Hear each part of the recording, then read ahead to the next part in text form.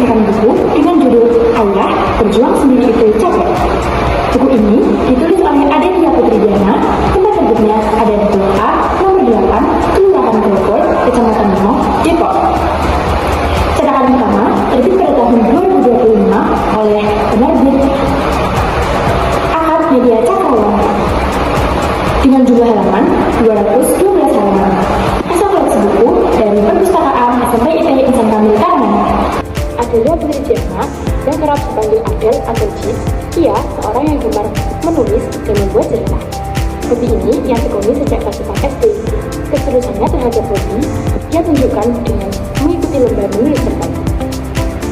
Buku ini yang sebelumnya berjudul Ayah, Putri Mullah, yang kemudian berganti judul menjadi Ayah, Berjuang Sendiri Itu Capek adalah karya pertamanya yang berhasil diterbitkan. Kalian mau tahu nggak kenapa alasan saya memilih buku ini? Kenapa ya? Jadi, alasan saya karena saya tertarik dengan kisah inspiratif yang ada di dalamnya.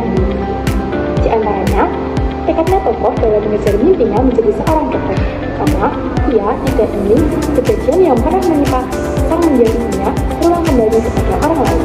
Selain itu, banyak pelajaran yang dapat kita ambil dan berkaitan dengan kehidupan.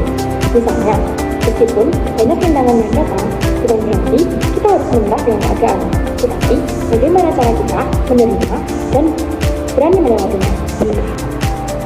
Buku ini menceritakan tentang seorang mahasiswa kedokteran penerima beasiswa.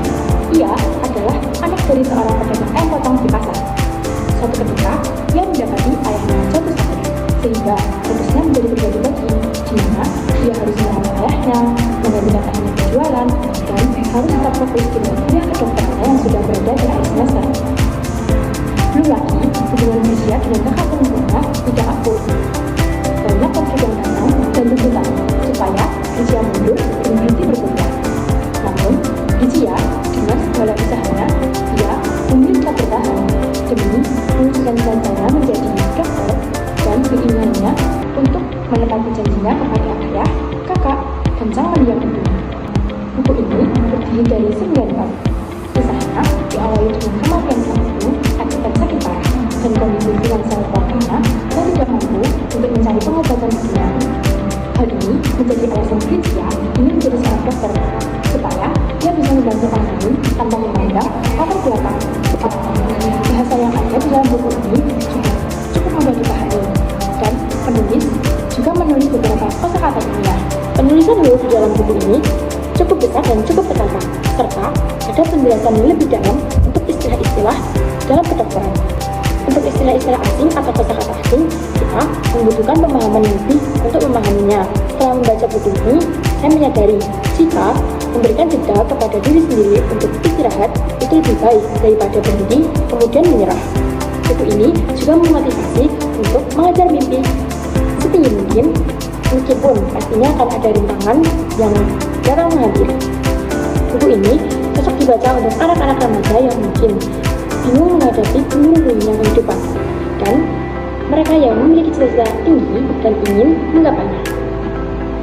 Karena di dalam buku ini banyak membahas tentang bagaimana tetap bertahan dalam setiap kondisi, tidak mudah menyerah dengan keadaan, menghargai setiap perjalanan hidup, dan meraih cita-cita setinggi mungkin. Demikian video resensi buku mengenai buku yang berjudul Ayah, Berjuang Sendiri Itu Capek. Terima kasih atas perhatian semua. Salam literasi. Wassalamualaikum warahmatullahi wabarakatuh.